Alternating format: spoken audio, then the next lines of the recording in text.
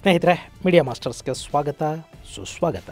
ಗೆಳೆಯರೆ, ಇಸ್ರೇಲ್ ಮತ್ತು ಇರಾನ್ ನಡುವಿನ ಸಂಘರ್ಷ ಬೂದಿ ಮುಚ್ಚಿದ ಕೆಂಡದ ಹಾಗೆ ಇದೆ. ಇರಾನ್ ಇಸ್ರೇಲ್ ಮೇಲೆ ದಾಳಿ ಮಾಡಿದ ನಂತರ ಯಾವ ಕ್ಷಣದಲ್ಲಿ ಇಸ್ರೇಲ್ ಅದಕ್ಕೆ ಪ್ರತೀಕಾರಾತ್ಮಕ ದಾಳಿಯನ್ನು ಮಾಡುತ್ತೋ ಅನ್ನೋ ಆತಂಕದಲ್ಲಿ ಇರಾನ್ ಇದ್ರೆ, ಮತ್ತೊಂದು ಕಡೆ ಇಸ್ರೇಲ್ ಲೆಬನಾನ್ ಮೇಲಿನ ದಾಳಿಯನ್ನು ಮುಂದುವರಿಸ್ತಾ ಇದೆ. ಕಳೆದ ಶುಕ್ರವಾರ ಇಸ್ರೇಲ್ನ ದಾಳಿಯಲ್ಲಿ ಸಾವಿಗೀಡಾಗಿದ್ದ ಹೆಜ್ಬುಲ್ಲಾ ಮುಖ್ಯಸ್ಥ ಹಸನ್ ನಸ್ರಲ್ಲಾನ ಅಂತಿಮ ಸಂಸ್ಕಾರಗಳು ಇವತ್ತು ನಡೆಯುತ್ತವೆ ಅಂತ ಹೇಳಲಾಗ್ತಾ ಇದ್ದು, ಇದೇ ಸಂದರ್ಭದಲ್ಲೇ ಇಸ್ರೇಲ್ ಬೈರೂತ್ ನಗರದ ದಕ್ಷಿಣದಲ್ಲಿನ ದಹಿಯಾ ಮೇಲೆ ಮತ್ತೊಮ್ಮೆ ಏರ್ ಸ್ಟ್ರೈಕ್ ಮಾಡಿದೆ ಮತ್ತು ಅಲ್ಲಿ ಹೆಜ್ಬುಲ್ಲಾದ ಭಾವಿ ಮುಖ್ಯಸ್ಥ ನಸ್ರಲ್ಲಾನ ಉತ್ತರಾಧಿಕಾರಿ ಹಶಿಮ್ ಸಫಿಯುದ್ದೀನ್ ಸಾವಿಗೀಡಾಗಿದ್ದಾನೆ ಅನ್ನೋ ಮಾಹಿತಿಗಳು ಬರ್ತಾ ಇವೆ. ಆದರೆ ನಾನು ಈ ವಿಡಿಯೋ ಮಾಡುವವರೆಗೆ ಇಸ್ರೇಲ್ ಆಗಲಿ ಹೆಜ್ಬುಲ್ಲಾ ಆಗಲಿ ಹಶಿಮ್ ಸಾವನ್ನು ಖಚಿತಪಡಿಸಿಲ್ಲ. ಇನ್ನು ಇಸ್ರೇಲ್ ಇರಾನ್ ಮೇಲೆ ದಾಳಿ ನಡೆಸೋ ಬಗ್ಗೆ ಒಂದಷ್ಟು ಚರ್ಚೆಗಳು ನಡೆದಿರೋದನ್ನ ಅಮೆರಿಕ ಅಧ್ಯಕ್ಷ ಬೈಡನ್ ಹೇಳಿದ್ದಾರೆ. ಆದರೆ ಇರಾನಿನ ನ್ಯೂಕ್ಲಿಯರ್ ಸಂಶೋಧನಾ ಘಟಕಗಳ ಮೇಲೆ ಇಸ್ರೇಲ್ ದಾಳಿ ಮಾಡೋದನ್ನ ಅಮೆರಿಕ ಬೆಂಬಲಿಸೋದಿಲ್ಲ ಅಂತ ಬೈಡನ್ ಹೇಳಿರೋದನ್ನ ಕೇಳ್ತಾ ಇದ್ರೆ, ಇಸ್ರೇಲಿನ ಮುಂದಿನ ದಾಳಿ ಅಣು ಸಂಶೋಧನಾ ಕೇಂದ್ರಗಳೇ ಆಗಬಹುದು ಅಂತ ಅನ್ನಿಸ್ತಾ ಇದೆ. ಹಾಗಾದ್ರೆ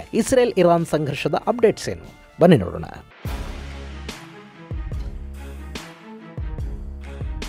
ಗೆಳೆಯರೆ, ಇಸ್ರೇಲ್ ಮೇಲೆ ಇರಾನ್ ಮಾಡಿದ ದಾಳಿ ಇರಾನ್ ಹಾಗೂ ಅಕ್ಕಪಕ್ಕದ ಕೆಲ ಇಸ್ಲಾಮಿಕ್ ದೇಶಗಳಲ್ಲಿ ಸಂಭ್ರಮಕ್ಕೆ ಕಾರಣ ಆಗಿದೆ. ಹಾಗೆ ಇರಾನ್ ಇಸ್ರೇಲ್ ಮೇಲಿನ ದಾಳಿಯನ್ನ ಸಂಭ್ರಮಿಸದಲೇ ಆತಂಕಕ್ಕೆ ಕೂಡ ತುತ್ತಾಗ್ತಾ ಇದೆ. ಯಾಕೆಂದ್ರೆ ಇರಾನಿನ ಮೇಲೆ ಯಾವ ಕ್ಷಣದಲ್ಲಿ ಬೇಕಾದರೂ ಇಸ್ರೇಲ್ ದಾಳಿ ಮಾಡೋ ಸಾಧ್ಯತೆಗಳಿದ್ದು, ಈ ಹಿಂದೆ ಕೂಡ ಇರಾನ್ ಇಸ್ರೇಲಿನ ಮೇಲೆ ದಾಳಿ ಮಾಡಿದ ಸಂದರ್ಭದಲ್ಲಿ ಇಸ್ರೇಲ್ ಭಯಾನಕ ಪ್ರಮಾಣದ ಪ್ರತಿದಾಳಿಯನ್ನು ಮಾಡಿತ್ತು. ಹೀಗಾಗಿ ಇರಾನಿನ ಜನ ಆತಂಕಗೊಳ್ತಾ ಇದ್ರೆ, ಅಲ್ಲಿನ ಸೇನೆ ತನ್ನ ಏರ್ ಡಿಫೆನ್ಸ್ ಸಿಸ್ಟಮ್ಗಳನ್ನು ಆನ್ ಮಾಡಿಕೊಂಡು ಇಸ್ರೇಲಿನ ಸಂಭಾವ್ಯ ದಾಳಿಯನ್ನು ಎದುರಿಸೋದಕ್ಕೆ ಬೇಕಾದ ಸಿದ್ಧತೆಗಳನ್ನು ಮಾಡಿಕೊಂಡಿದೆ. ಇತ್ತೀಚೆಗೆ ರಷ್ಯಾ ಕೂಡ ಇರಾನಿಗೆ ಬೆಂಬಲ ಸೂಚಿಸಿರೋದ್ರಿಂದ ಅವರ ಧೈರ್ಯ ಕೂಡ ಸ್ವಲ್ಪ ಹೆಚ್ಚಾದಂತೆ ಕಾಣ್ತಾ ಇದೆ. ಆದರೆ ಇಸ್ರೇಲ್ ತಡೆದು ಯೋಚಿಸಿ ಅನಿರೀಕ್ಷಿತ ಆಘಾತ ಕೊಡೋ ಮೂಡಲಿದ್ದಂತೆ ಕಂಡು ಬರ್ತಾ ಇದೆ. ಈ ಸಂದರ್ಭದಲ್ಲಿ ಇರಾನ್ನ ನೇರವಾಗಿ ತಡೆದುಕೊಂಡ್ರೆ ಅದು ಮಧ್ಯಪ್ರಾಚ್ಯದಲ್ಲಿ ಪೂರ್ಣ ಪ್ರಮಾಣದ ಯುದ್ಧಕ್ಕೆ ಕಾರಣವಾಗುತ್ತೆ. ಜೊತೆಗೆ ಅಮೆರಿಕ ಹಾಗೂ ಮಿತ್ರ ಪಡೆಗಳು ಇಸ್ರೇಲಿನ ಪರ, ರಷ್ಯಾ ಹಾಗೂ ಮಿತ್ರ ಪಡೆಗಳು ಇರಾನಿನ ಪರ ನಿಂತರೆ ಇಡೀ ಜಗತ್ತು ಸಮಸ್ಯೆಗೆ ತುತ್ತಾಗುವ ಸಾಧ್ಯತೆ ಇರುತ್ತೆ.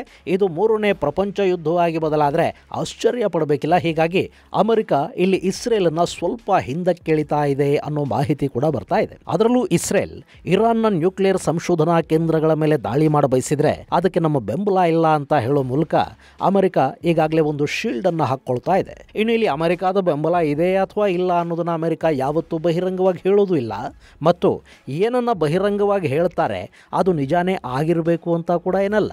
ಯಾಕೆಂದ್ರೆ ಮೊನ್ನೆ ಇರಾನ್ ಇಸ್ರೇಲ್ ಸಂಘರ್ಷದಲ್ಲಿ ಅಮೆರಿಕದ ಪಾತ್ರ ಏನು ಹಾಗೂ ಇರಾನ್ ವಿರುದ್ಧದ ಮುಂದಿನ ಕಾರ್ಯಾಚರಣೆಗಳು ಹೇಗಿರುತ್ತವೆ ಅನ್ನೋದನ್ನ ಬಹಿರಂಗಪಡಿಸೋದಕ್ಕೆ ಸಾಧ್ಯವಿಲ್ಲ ಅನ್ನೋ ಮಾತನ್ನು ಕೂಡ ಬೈಡನ್ ಹೇಳಿದ್ದಾರೆ. ಇದೆಲ್ಲವನ್ನ ನೋಡ್ತಾ ಇದ್ರೆ ಅಲ್ಲಿ ಮುಂದಿನ ಕಾರ್ಯಾಚರಣೆಗಳು ಹೇಗಿರಬೇಕು ಅನ್ನೋ ಬಗ್ಗೆ ಚರ್ಚೆಗಳಂತೂ ದೊಡ್ಡ ಮಟ್ಟದಲ್ಲಿ ನಡೀತಾ ಇವೆ. ಆದರೆ ಒಂದು ಸ್ಪಷ್ಟ ಕಾರ್ಯತಂತ್ರ ರಚನೆ ಆಗೋದಕ್ಕೆ ಇನ್ನೂ ಸ್ವಲ್ಪ ಕಾಲಾವಕಾಶ ಬೇಕಾಗಬಹುದು.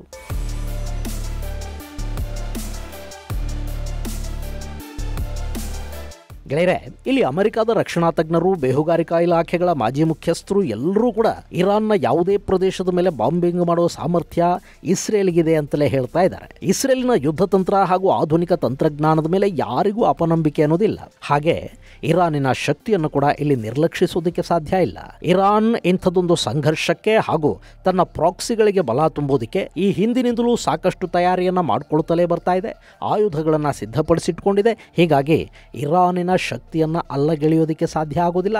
ಹಾಗೆ ಇಸ್ರೇಲ್ ಇರಾನಿನ ಮೇಲೆ ಯುದ್ಧಕ್ಕೆ ನಿಂತರೆ Houthi, Hezbollah, Islamic resistance force, Hamas, Palestine revolutionary, ಹೀಗೆ ಇರಾನ್ ಸಾಕಿ ಬೆಳೆಸ್ತಾ ಇರುವ ನಾನಾ ಪ್ರಾಕ್ಸಿಗಳು Lebanon, Yemen, Gaza, Palestine, Syria, Iraq ಮುಂತಾದ ಕಡೆಗಳಿಂದ ಏಕಕಾಲಕ್ಕೆ ಇಸ್ರೇಲ್ ಮೇಲೆ ದಾಳಿಗೆ ನಿಂತ್ಕೋತಾರೆ. ಅದೆಲ್ಲವನ್ನ ಇಸ್ರೇಲ್ ಎದುರಿಸಬೇಕಾಗಿ ಬರುತ್ತೆ. ಜೊತೆಗೆ ಇರಾನ್ನೊಂದಿಗೆ ಕೂಡ ಕಾದಾಡಬೇಕಾಗತ್ತೆ. ಹೀಗಾಗಿ ಇದು ಇಸ್ರೇಲಿಗೆ ಕೂಡ ತೀವ್ರ ಸಂಕಷ್ಟವನ್ನ ತಂದೊಡ್ಡುವ ಕದನವಾಗಲಿದೆ ಅನ್ನೋದು ಅಮೆರಿಕದ ರಕ್ಷಣಾ ತಜ್ಞರ ಅಭಿಪ್ರಾಯ. ಹಾಗೆ ಇಸ್ರೇಲ್ ಇರಾನಿನ ಜೊತೆ ಯುದ್ಧವನ್ನ ಆರಂಭಿಸುವ ತಾಕತ್ತನ್ನ ಖಂಡಿತ ಹೊಂದಿದೆ. ಆದ್ರೆ ಆ ಯುದ್ಧವನ್ನ ಮುಗಿಸೋದಕ್ಕೆ ಯಾರ ಬಳಿಯೂ ಸರಿಯಾದ ಪ್ಲಾನ್ ಇದ್ದಂತಿಲ್ಲ. ಈಗ ರಷ್ಯಾ ಹಾಗೂ ಯುಕ್ರೇನ್ ಯುದ್ಧ ಇದೆ ನೋಡಿ. ರಷ್ಯಾದ ತಾಕತ್ತಿನ ಮುಂದೆ ಯುಕ್ರೇನ್ ಅನ್ನೋದು ದೊಡ್ಡ ವಿಷಯ ಖಂಡಿತ ಅಲ್ಲ. ಆದರೆ ಅದನ್ನು ಸಂಪೂರ್ಣವಾಗಿ ಮಣಿಸೋದಕ್ಕೆ, ಅದರ ಸದ್ದನ್ನ ನಿಲ್ಲಿಸೋದಕ್ಕೆ 2.5 ವರ್ಷಗಳಿಂದ ಕೂಡ ರಷ್ಯಾಗೆ ಸಾಧ್ಯ ಆಗ್ತಿಲ್ಲ. ಹೀಗಿರುವಾಗ ತಾನು ಮಾತ್ರ ಅಲ್ಲದೆ ತನ್ನ 16 ಪ್ರಾಕ್ಸಿಗಳನ್ನ ಭಯೋತ್ಪಾದಕ ಸಂಘಟನೆಗಳನ್ನು ಕೂಡ ಇಟ್ಟುಕೊಂಡಿರುವ ಇರಾನ್ ಜೊತೆ ಯುದ್ಧ ಆರಂಭ ಆದ್ರೆ ಅದು ಯಾವಾಗ ಮತ್ತು ಹೇಗೆ ಮುಗಿಯುತ್ತೆ ಅನ್ನೋ ಬಗ್ಗೆ ಒಂದು ಸ್ಪಷ್ಟತೆ ಸಿಗ್ತಿಲ್ಲ. ಹೀಗಾಗಿ ಅಮೆರಿಕ ಇಲ್ಲಿ ಇಸ್ರೇಲ್ಗೆ ಮುಂದುವರಿಯದ ಹಾಗೆ ಒಂದಷ್ಟು ತಡೆ ಒಡ್ಡುತ್ತಾ ಇದೆ ಅನ್ನೋ ಮಾತುಗಳು ಕೇಳಿ ಬರ್ತಾ ಇವೆ. ಹಾಗಾದ್ರೆ ಇಸ್ರೇಲ್ ಇರಾನಿನ ದಾಳಿಗೆ ಪ್ರತೀಕಾರವನ್ನು ಹೇಳುವುದಿಲ್ವಾ? ಕಳೆದ ಬಾರಿಯಂತೆ ಇಸ್ರೇಲ್ ಈ ಬಾರಿ ಕೂಡ ಇರಾನಿನ ಮೇಲೆ ಒಂದಷ್ಟು ರಾಕೆಟ್ ದಾಳಿಯನ್ನು ಮಾಡಿ ಅವರ ದಾಳಿಗೆ ಅಷ್ಟೇ ಮಟ್ಟದ ಪ್ರತಿಕ್ರಿಯೆಯನ್ನು ಕೊಟ್ಟು ಸುಮ್ಮನಾಗಬಹುದು. ಇಸ್ರೇಲಿನ ಗುರಿ ಇರಾನ್ ಅನ್ನ ನಾಶ ಮಾಡುವುದಲ್ಲ, ಬದಲಿಗೆ ಅವರ ನ್ಯೂಕ್ಲಿಯರ್ ಫೆಸಿಲಿಟಿಗಳನ್ನು ನಾಶ ಮಾಡುವುದು. ಸದ್ಯಕ್ಕೆ ಇರಾನ್ ಇಸ್ರೇಲ್ ಅನ್ನ ತನ್ನ ಪ್ರಾಕ್ಸಿಗಳ ಮೂಲಕ ತಡವಿಕೊಳ್ಳೋದಕ್ಕೆ ಕಾರಣವಾಗ್ತಾ ಇರುವುದು ಕೂಡ ಅದೇ ಅಣು ಸಂಶೋಧನೆಗಳು. ಇಲ್ಲಿ ಇಸ್ರೇಲ್ ಹೆಜ್ಬುಲ್ಲಾ, ಹಮಾಸ್, ಹೌತಿಗಳ ಜೊತೆ ಎಂಗೇಜ್ ಆಗಿದ್ರೆ ತಾನು ತನ್ನ ಪಾಡಿಗೆ ನಿರಾತಂಕವಾಗಿ ಅಣುಶಕ್ತ ಆಗಿಬಿಡಬಹುದು ಅಂತ ಇರಾನ್ ಭಾವಿಸುತ್ತೆ. ಹೀಗಾಗಿ ಇಸ್ರೇಲಿನ ಟಾರ್ಗೆಟ್ ಇರಾನಿನ ಅಣುಶಕ್ತಿ ಕೇಂದ್ರಗಳು ಮತ್ತು ಅಲ್ಲಿನ ಆಡಳಿತ, ಅಂದ್ರೆ ಖಮೇನಿಯ ಆಡಳಿತ. ಹೀಗಾಗಿ ಇಸ್ರೇಲ್ ನಿರ್ದಿಷ್ಟ ದಾಳಿಗಳ ಮೂಲಕ ಇರಾನ್ ಅನ್ನ ಇಕ್ಕಟ್ಟಿಗೆ ಸಿಲುಕಿಸುವ ಸಾಧ್ಯತೆಗಳು ಕೂಡ ಇಲ್ಲಿವೆ. ಈ ಹಿಂದೆ ಕೂಡ ಇಸ್ರೇಲ್ ಇಂಥದ್ದೊಂದು ಪ್ರಯತ್ನವನ್ನು ಮಾಡಿತ್ತು. 2010 ನಂತರ ಮತ್ತು 2017ರಲ್ಲಿ ಇಸ್ರೇಲ್ ಸ್ಟಕ್ಸ್ನಟ್ ಅನ್ನೋ ವೈರಸ್ನ ಪ್ರಯೋಗ ಮಾಡಿತು. ಅದು ಇರಾನಿನ ನ್ಯೂಕ್ಲಿಯರ್ ಸಂಶೋಧನೆಗಳನ್ನು ಗುರಿಯಾಗಿಸಿಕೊಂಡು ಇಸ್ರೇಲ್ ಪ್ರಯೋಗಿಸಿದ್ದ ಸೈಬರ್ ವೆಪನ್ ಆಗಿತ್ತು. ಇದರ ಪರಿಣಾಮ ಹಲವಾರು ವರ್ಷಗಳ ಕಾಲ ಇರಾನಿನ ಅಣು ಸಂಶೋಧನೆಗಳಿಗೆ ಅಡಚಣೆ ಉಂಟಾಯಿತು. ಅದಾದ ಮೇಲೆ ಇಸ್ರೇಲ್ ಅಲ್ಲಿ ಏನೆಲ್ಲ ಮಾಡ್ತು ಅನ್ನೋದು ನಿಮಗೆ ಗೊತ್ತಿದೆ. ಮೊನ್ನೆ ಇರಾನಿನ ಮಾಜಿ ಅಧ್ಯಕ್ಷ ಅಹಮದಿನೆಜಾದ್ ಒಂದು ದೊಡ್ಡ ಬಾಂಬ್ ಅನ್ನು ಹಾಕಿದ್ದಾರೆ. ಇಸ್ರೇಲಿನ ಇಂಟೆಲಿಜೆನ್ಸ್ ವಿಭಾಗ ಮೊಸಾದ್ ಇದೆಯಲ್ಲ, ಅದರ ಬಗ್ಗೆ ಕೌಂಟರ್ ಇಂಟೆಲಿಜೆನ್ಸ್ ಮಾಡೋದಕ್ಕೆ ಅಂತಲೇ ಇರಾನ್ ತನ್ನ ಬೇಹುಗಾರಿಕಾ ಇಲಾಖೆಯಲ್ಲಿ ಒಂದು ಆಂಟಿ ಮೊಸಾದ್ ವಿಭಾಗವನ್ನು ಶುರು ಮಾಡುತ್ತೆ. ಅದರ ಮುಖ್ಯಸ್ಥನಾದ ವ್ಯಕ್ತಿನೇ ಮೊಸಾದ್ನ ಡಬಲ್ ಏಜೆಂಟು ಅಂತ ಈ ಅಹಮದಿನೆಜಾದ್ ಆರೋಪ ಮಾಡಿದ್ದಾರೆ. ಅಷ್ಟೇ ಅಲ್ಲದೆ ಇರಾನಿನ ಇಂಟೆಲಿಜೆನ್ಸ್ ನಲ್ಲಿ ಮೊಸಾದ್ ಏಜೆಂಟರು ಕೂತಿದ್ದಾರೆ ಅಂತ ಹೇಳಿರುವ ಅಹಮದಿನೆಜಾದ್ ಇರಾನಿನ ನ್ಯೂಕ್ಲಿಯರ್ ಸೈಂಟಿಸ್ಟ್ ಗಳನ್ನ ಕೊಂದು ಹಾಕಿದ್ದು ಕೂಡ ನಮ್ಮಲ್ಲಿನ, ಅಂದ್ರೆ ಇರಾನಿನ ಇಂಟೆಲಿಜೆನ್ಸ್ ಏಜೆನ್ಸಿಯಲ್ಲಿ ಕುಳಿತಿರುವ ಮೊಸಾದ್ ಏಜೆಂಟರು ಅನ್ನೋ ಮಾಹಿತಿಯನ್ನು ಕೂಡ ಈ ಮಾಜಿ ಅಧ್ಯಕ್ಷ ಬಹಿರಂಗಪಡಿಸಿದ್ದಾರೆ. ಅಂದ್ರೆ ಇಸ್ರೇಲ್ ಅನ್ನೋ ದೇಶದ ಬೇಹುಗಾರಿಕಾ ಏಜೆನ್ಸಿ ಮೊಸಾದ್ ಇರಾನಿನ ಆಡಳಿತ, ಸೇನೆ, ಅಲ್ಲಿನ ಇಂಟೆಲಿಜೆನ್ಸು, ಹೀಗೆ ಪ್ರತಿಯೊಂದು ಆಯಕಟ್ಟಿನ ಭಾಗಗಳನ್ನು ಕೂಡ ಹೇಗೆ ಆವರಿಸಿಕೊಂಡು ಕೂತಿದೆ ಅನ್ನೋದಕ್ಕೆ ಇದೊಂದು ಸಣ್ಣ ಉದಾಹರಣೆ. ಈ ನೆಟ್ವರ್ಕ್ ಅನ್ನು ಬಳಸಿ ಕೂಡ ಇಸ್ರೇಲ್ ಇರಾನಿನ ಮೇಲೆ ಬೇರೆ ರೀತಿಯ ದಾಳಿಗಳನ್ನು ಮಾಡುವ ಸಾಧ್ಯತೆಯನ್ನ ಇಲ್ಲಿ ತಳ್ಳಿ ಹಾಕೋದಿಕ್ಕಾಗೋದಿಲ್ಲ. ಇಸ್ರೇಲ್ ಮೇಲೆ ಪ್ರಾಕ್ಸಿ ವಾರ್ ಮಾಡಬೇಕು ಅಂದ್ಕೊಳ್ಳೋ ಇರಾನಿಗೆ ಅವರ ದೇಶದ ಒಳಗೆ ಆಘಾತದ ಮೇಲೆ ಆಘಾತ ಕೊಡೋ ಶಕ್ತಿ ಇಸ್ರೇಲ್ಗಿದೆ. ಹೀಗಾಗಿ ಇಲ್ಲಿ ಇಸ್ರೇಲ್ ಇದೇ ತರದ ಸೈಬರ್ ವಾರ್ ಮತ್ತು ಪ್ರಾಕ್ಸಿ ವಾರ್ ಅನ್ನ ಇರಾನ್ನ ವಿರುದ್ಧ ಶುರು ಮಾಡುತ್ತಾ ಈ ಬಗ್ಗೆ ಸಾಕಷ್ಟು ಊಹಾಪೋಹಗಳು ಶುರುವಾಗ್ತಾ ಇವೆ.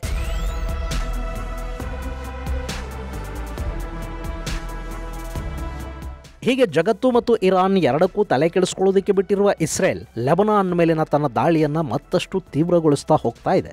ಲೆಬನಾನ್ ದಕ್ಷಿಣ ಭಾಗದಲ್ಲಿ ಇಸ್ರೇಲಿ ಸೇನೆ ಮುನ್ನುಗ್ಗುತ್ತಾ ಇದ್ರೆ, ಮತ್ತೊಂದು ಕಡೆ ಬೈರೂತ್ನ ದಕ್ಷಿಣ ಭಾಗದಲ್ಲಿ ಹೆಜ್ಬುಲ್ಲಾ ನೆಲೆ ಅಂತ ಗುರುತಿಸಿಕೊಂಡಿರುವ ದಹಿಯಾ ಮೇಲೆ ಇಸ್ರೇಲಿನ ವಾಯುಪಡೆ ದಾಳಿಯನ್ನು ಮುಂದುವರೆಸಿದೆ. ಆ ದಾಳಿಯಲ್ಲಿ ಹೆಜ್ಬುಲ್ಲಾಗಳ ಭಾವಿ ಮುಖ್ಯಸ್ಥ ಹಸನ್ ನಸರಲ್ಲಾನ ಸೋದರ ಸಂಬಂಧಿ ಹಾಶಿಮ್ ಸಫಿಯುದ್ದೀನ್ ಕೂಡ ಸಾವಿಗೀಡಾಗಿದ್ದಾನೆ ಅಂತ ಹೇಳಲಾಗ್ತಾ ಇದೆ. ಈ ಹಾಶಿಮ್ ಸಫಿಯುದ್ದೀನ್ ಇನ್ನು ಕೆಲವೇ ದಿನಗಳಲ್ಲಿ ಹೆಜ್ಬುಲ್ಲಾದ ಮುಖ್ಯಸ್ಥನಾಗಿ ಆಯ್ಕೆ ಆಗಬೇಕಾಗಿತ್ತು. ಇವನನ್ನ ಹೆಜ್ಬುಲ್ಲಾನ ಲೀಡ್ ಮಾಡೋದಕ್ಕೆ ಅಂತಲೇ ಹಸನ್ ನಸರಲ್ಲಾ ಎಲ್ಲ ರೀತಿಯಲ್ಲಿ ತಯಾರಿಗಳನ್ನ ಕೊಟ್ಟು ಸಿದ್ಧ ಮಾಡಿಟ್ಟಿದ್ದ. ಇವನು ಹಸನ್ ನಸರಲ್ಲಾನ ಸೋದರ ಸಂಬಂಧಿ ಕೂಡ. ಅವನ ಮೇಲೆ ಹೆಜ್ಬುಲ್ಲಾ ಹಾಗೂ ಇರಾನ್ ಸಾಕಷ್ಟು ಆಸೆಗಳನ್ನು ಇಟ್ಕೊಂಡಿದ್ವು. ಅವನನ್ನು ಕೂಡ ಈಗ ಇಸ್ರೇಲ್ ತನ್ನ ವಾಯು ದಾಳಿಯಲ್ಲಿ ಕೊಂದು ಮುಗಿಸಿದೆ ಅನ್ನೋ ಸುದ್ದಿಗಳು ಬರ್ತಾ ಇವೆ. ದಹಿಯಾದಲ್ಲಿನ ಹೆಜ್ಬುಲ್ಲಾ ಇಂಟೆಲಿಜೆನ್ಸ್ ನ ಮುಖ್ಯ ಕಚೇರಿಯ ನೆಲಮಾಳಿಗೆಯಲ್ಲಿ ಈ ಶಫಿಯುದ್ದೀನ್ ಹೆಜ್ಬುಲ್ಲಾ ಹಾಗೂ ಇರಾನ್ ರೆವಲ್ಯೂಷನರಿ ಗಾರ್ಡ್ಸ್ ಅಧಿಕಾರಿಗಳ ಜೊತೆ ಸಭೆ ನಡೆಸುತ್ತಿದ್ದ ಸಂದರ್ಭದಲ್ಲೇ ಇಸ್ರೇಲ್ ಬಂಕರ್ ಬರ್ಸ್ಟರ್ ಬಾಂಬುಗಳನ್ನ ಆ ಕಟ್ಟಡದ ಮೇಲೆ ಹಾಕಿದೆ. ಹೀಗಾಗಿ ಅಲ್ಲಿ ಸಫಿಯುದ್ದೀನ್ ಸೇರಿದ ಹಾಗೆ ಒಂದಷ್ಟು ಹೆಜ್ಬುಲ್ಲಾ ನಾಯಕರು ಸಾವಿಗೀಡಾಗಿದ್ದಾರೆ ಅನ್ನೋ ಮಾಹಿತಿಗಳು ಬರ್ತಾ ಇವೆ. ಇನ್ನು ಇಸ್ರೇಲ್ ಲೆಬನಾನ್ ಮೇಲೆ ದಾಳಿ ಮಾಡ್ತಾ ಇರೋ ಸಂದರ್ಭದಲ್ಲೇ ಲೆಬನಾನಿನ ಹೆಜ್ಬುಲ್ಲಾಗಳು ಕೂಡ ಇಸ್ರೇಲಿನ ವಿರುದ್ಧ ರಾಕೆಟ್ ದಾಳಿಯನ್ನು ಮುಂದುವರಿಸ್ತಾ ಇದ್ದಾರೆ. ಇಸ್ರೇಲ್ ಶುರು ಮಾಡಿರುವ ಆರ್ಟಿಲರಿ ದಾಳಿಯಲ್ಲಿ 80ಕ್ಕೂ ಹೆಚ್ಚು ಮಂದಿ ಹೆಜ್ಬುಲ್ಲಾ ಮತ್ತು ಲೆಬನಾನಿನ ನಾಗರಿಕರು ಸಾವಿಗೀಡಾಗಿದ್ದಾರೆ ಅನ್ನೋ ಮಾಹಿತಿಗಳು ಬರ್ತಾ ಇವೆ. ಹೀಗೆ ಲೆಬನಾನ್ ಅನ್ನ ಪುಡಿಗುಟ್ಟಲೇ ಮತ್ತೊಂದು ಕಡೆ ಗಾಜಾ ಮೇಲಿನ ದಾಳಿಯನ್ನು ಕೂಡ ಇಸ್ರೇಲ್ ಮುಂದುವರಿಸಿದೆ. ಈ ಮಧ್ಯೆ ಹೌತಿಗಳು ಟೆಲ್ ಅವೀವ್ ಮೇಲೆ ಡ್ರೋನ್ ದಾಳಿ ಮಾಡಿದ್ದಾರೆ. ಅದಕ್ಕೆ ಕೂಡ ಇಸ್ರೇಲ್ ಈಗ ಪ್ರತ್ಯುತ್ತರವನ್ನು ಕೊಡುವ ಸಿದ್ಧತೆಗಳನ್ನು ಮಾಡ್ಕೋತಾ ಇದೆ. ಇದು ಗೆಳೆಯರೆ ಇಸ್ರೇಲ್ ಇರಾನ್ ಸಂಘರ್ಷದ ಕುರಿತಾದ ಒಂದಷ್ಟು ಅಪ್ಡೇಟ್ಸ್. ಮುಂದಿನ ಸಂಚಿಕೆಯಲ್ಲಿ ಮತ್ತಷ್ಟು ವಿಶೇಷಗಳ ಜೊತೆ ಮತ್ತೆ ಭೇಟಿಯಾಗೋಣ. ಅಲ್ಲಿವರೆಗೆ ಜೈ ಹಿಂದ್, ಜೈ ಕರ್ನಾಟಕ.